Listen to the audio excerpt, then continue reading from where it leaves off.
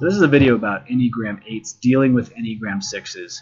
I'm removing the previous video because the previous video was garbage. So Enneagram 8s, if you're looking for the solution on how to deal with Enneagram 6s, here it is, straight and simple. I know this because this is personal experience. I've finally figured out how to deal with them. It can be extremely irritating and extremely just maddening dealing with them if you don't know what the problem is. So first thing you have to recognize that Enneagram 6s have a fear of being without support and guidance. Now, I want to remind you that the Enneagram fears are they can essentially be equated to pathology. Okay, so the Enneagram 8s are pathologically driven to rectify their to act based on their core fear. At least this is the more unhealthy the Enneagram is, the more the core fear starts to rear its ugly head. The Enneagram 6s are pathologically driven to find that perfect support and guidance. Now the thing is, what you've got to realize, number one, is that if you're an 8 and you're dating a 6, there's going to be conflict pretty much forever. Pretty much forever until the 6 gets over themselves. Until the 6 learns how to trust, and until the 8 learns how to foster that trust. So really, in these relationships, the 8 is pretty much the parent. I hate to put it that way, but that's really what it boils down to. Is the 8 is like the dad of the 6, until the 6 can figure themselves out. Once the 6 figures themselves out, then the whole dynamic changes entirely, and they actually become equals. In fact, I know with me as an 8, I like 6s, or I like 6s because I view them as equals and full of life and exciting, but they prohibit that from happening because of their own issues. So I want you to consider a play by Shakespeare called, it was Othello. Essentially, long story short, Othello, or whoever it was, I don't remember the names of the people. It's been a long time since I've read it, but I remember the overall story. The overall story, you've got this husband and wife and this third guy. Okay, third guy comes over and they're friends. This is like a close friend of this married couple, and so friend comes over to married couple, or towards husband. Friend comes to husband and says, your wife is cheating on you, sleeping with other men. And then the husband says, oh, she wouldn't do that. And then he just walks away. And what was happening was this guy was planting the seed of doubt into the husband's mind. So this guy just walks up and says that to the husband, and then walks away because his intention was to ruin this guy's life. So he comes up, plants the seed of doubt, and then walks away, and then pretends to be his friend for the rest of the time they're together. And this guy, at first, he's like, oh, she wouldn't do that. But the seed of doubt is there, and because it's there, it grows, because he allows it to grow. And so as time goes on, he starts to become more and more and more suspicious of her, even though she's never done it. She's totally innocent, but because he has the seed of doubt and his overactive, anxious mind, this is a very Enneagram 6 story, because his mind allows it to flourish, it does, and then he acts on it, and eventually it ends up killing her and like possibly himself. So terrible story, but it is very much Enneagram 6 related. This is basically how their minds work. So if you want to ruin a 6's life, plant the seed of doubt, and it'll just take off. And I'll give you one example. In business, I asked an Enneagram 6. I'm an 8, but I'm I'm being considerate of the other person, and I asked the 6. I said, "Are you comfortable with me taking your business proposal right now?" And he was like this. He was like, because suddenly I implied that there are reasons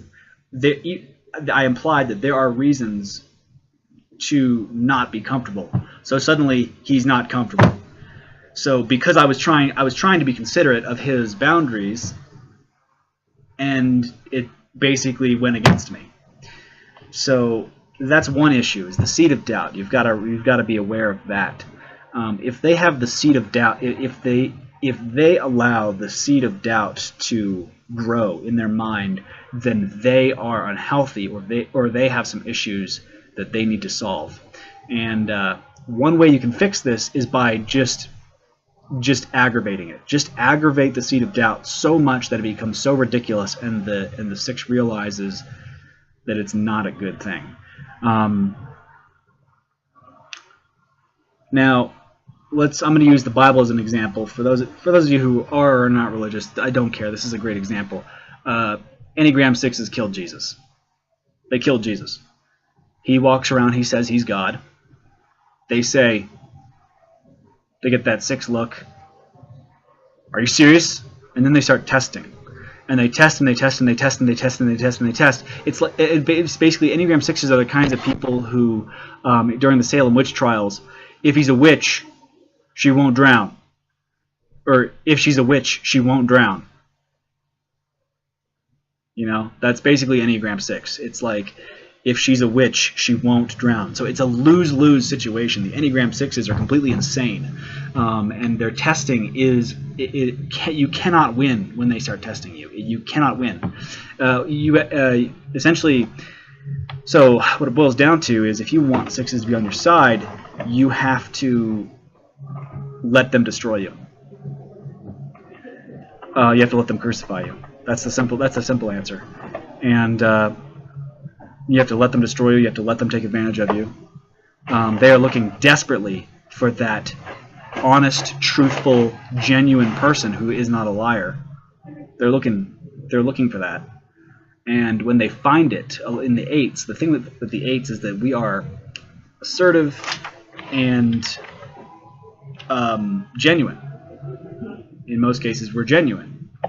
And when they see this, they are attracted to it, but also angered, because they are aware of both possibilities. Either you're telling the truth, you are telling the truth and you are a liar. In their mind, they are aware that you are lying and you're telling the truth at the same time. So they both love you and hate you at the same time. So the deal with 6s, their biggest issue is they are scared of trusting people. They are absolutely terrified of trusting people. So, you know, what really saved me was religion, from them destroying me. Like, I shit you not.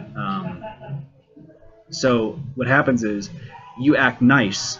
They're gonna think you're putting on a facade, and that you're actually the complete opposite of the nice that you're being, and they're gonna think you're actually evil. So they're gonna test you and test you and test you and test you to bring out that evil, to see if it's true or not. Hello, thank you, sir. Mm-hmm.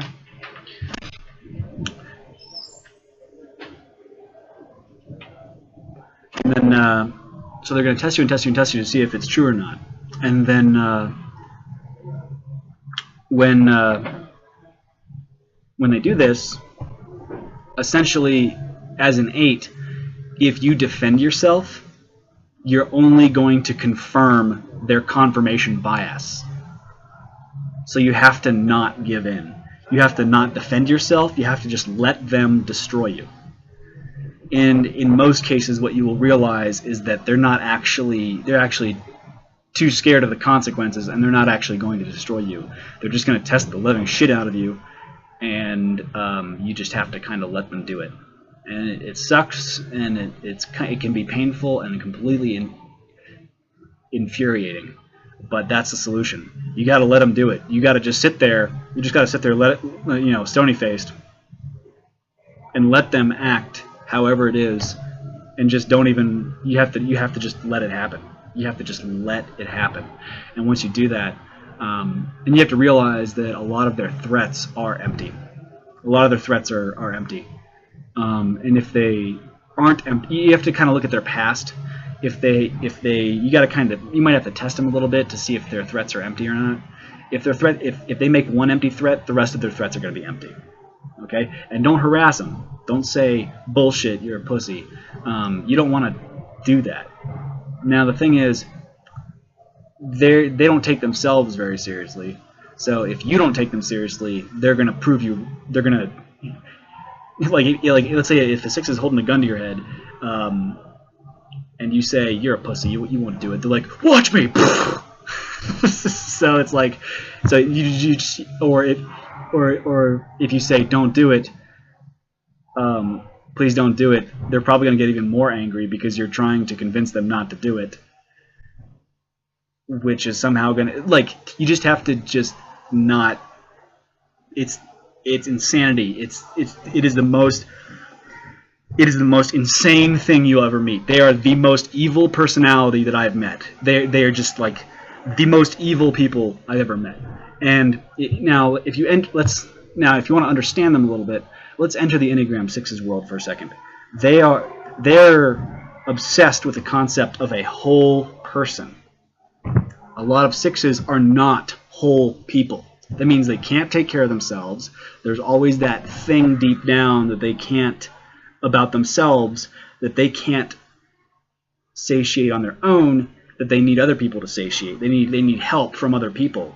So when they see an Enneagram 8, they almost view you as a whole person. You can take care of yourself. You're self-sufficient, and they're going to actually hate you for that, because you can take care of yourself, and you make them realize that they're weaker than you. And they will assume, Murphy's Law, worst case scenario, they will assume in almost all circumstances that you are doing that to make them hurt. So you have to. So when they throw out these accusations, you're just trying to do this so that you can blah blah blah. You just have to let it happen and just say okay. And you have to make sure everything is their choice. I'll give you an example. I had a 6 unfriend me on Facebook. Or no. I unfriended a 6 on Facebook. And then I friended him again, and he was like, what makes you think I should friend you? I was like, your choice. And he was just like, and he friended me. So it's kind of, you gotta, that's basically how you deal with them. Jesus was basically the master at dealing with Enneagram 6s. People would walk up to him and say, oh yeah, well if you're the Son of God, then maybe you should make the thunder right now. Make it thunder. And he'd be like, I'm not your bitch. I'm not your monkey. Don't tempt the Lord your God. I'm not going to make it. I'm not going to perform miracles. God doesn't bow down to you. That's basically how it goes, and that's how you deal with the Enneagram 6s. You have to let them destroy you. In fact, in most cases, as an Enneagram 8, defending yourself only makes things worse. I know it's completely insane, but defending yourself only makes things worse. It doesn't matter how right you are, people will hate you for that.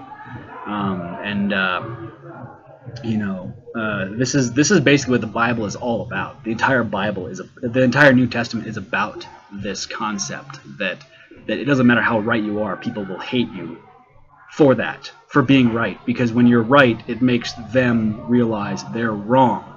And so people will want to destroy you or get rid of you, especially the 3s. The 3s, if they're unhealthy, can be even worse than the 6s because they're actually willing to follow through on destroying you.